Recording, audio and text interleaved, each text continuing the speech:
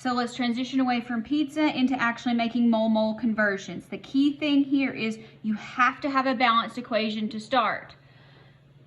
Now, because I am not always the nicest person and that life is not always kind, you may not always have a balanced equation. More than likely, you will have something like this. So get your pencil out, pause the video, and try to balance this equation. I'm going to try to do it right here and see what I get. So I'm going to balance carbons first. Now I'm going to balance hydrogens. Now I'm going to balance oxygens, 8 and 17. Uh-oh. 2.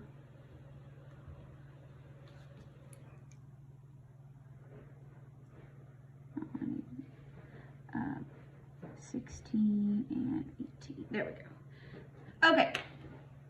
So we're going to call our stoichiometric ratio, which you can call it a mole-mole ratio because that just sounds less scary. So that means we have how many moles of octane is this? 2. Just look at your coefficient. Just use your coefficients. And how many moles of CO2? 16. Now, so you can use this to compare any substances in this equation. You can go from oxygen to carbon dioxide. You can go from octane to oxygen. It doesn't have to go across the arrow. You can be the same side of the equation, different sides of the equation, any combination. You can use a ratio. It's just a ratio. So what we're going to do is we're going to use all of these ratios to make our own conversion factors. Now, these ratios are exact quantities. That means they do not count towards significant figures. So be careful with that. So exact quantities, whole numbers, so they do not count toward sig figs.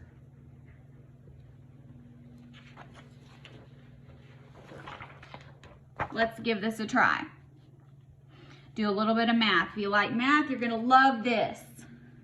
So what if we have 22 moles of starting fuel, octane? How many moles of carbon dioxide are we going to make? All right, let's start with what we're given in the problem. 22 moles C8H18. Okay, now we go to our equation because in order to convert from one substance to another, we must go through the equation. So here the equation says 2 moles C8H18. Now remember to write what your moles are of because otherwise you might get confused. And moles of octane does not cancel moles of oxygen. So in order for your units to cancel, just be careful.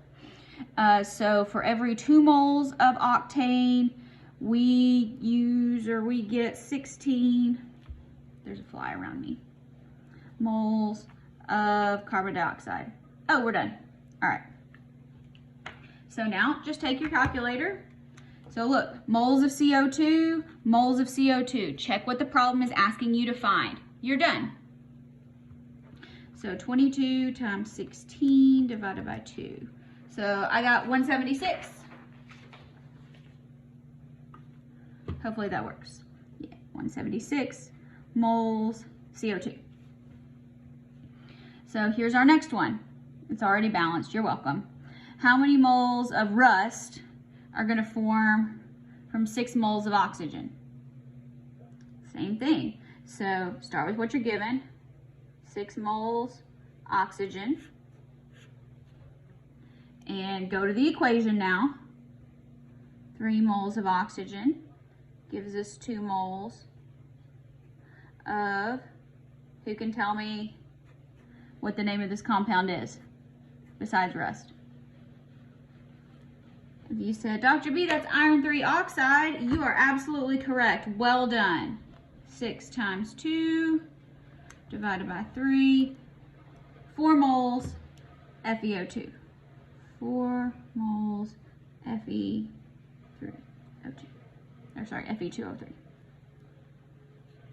All right. Now, let's use same thing. How many moles of iron are needed if we're going to react 12 moles of oxygen?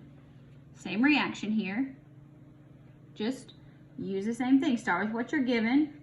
12 moles of oxygen.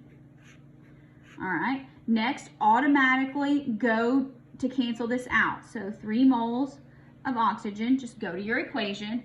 Now, go back to the question. What is it asking for? How many moles of iron? Find iron in the equation. 4 moles of iron. So it doesn't matter if you're doing reactants or products. It's a ratio. Don't make it harder than it is. So 16 moles of solid iron. All right. Do another thing. Different equation. How many moles of iron are needed if we're going to react with 2.75 moles of sulfur? Start with what the question gives you. 2.75 moles of sulfur. Immediately go to your equation. 3 moles of sulfur. And we want to know how many moles of iron. There's iron. 2 moles of iron. 2.75 times 2 divided by 3. So 1.83 moles of iron, because our moles of sulfur cancel out.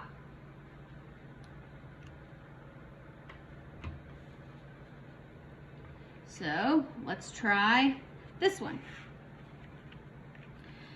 Given this chemical equation, which is a synthesis of water, how many moles of oxygen are needed to react with 1.22 moles of hydrogen? And how many moles of water are produced? So this question is asking us 2 things. So let's answer the questions in order. So here's the first question. Here's the second question. So answer to our first question. What are the number of moles of oxygen needed if we're given 1.22 moles of hydrogen? 1.22 moles of hydrogen. Go to the equation. 2 moles of hydrogen requires, remember, if there's nothing there, it's understood to be a 1. So 1 mole of oxygen.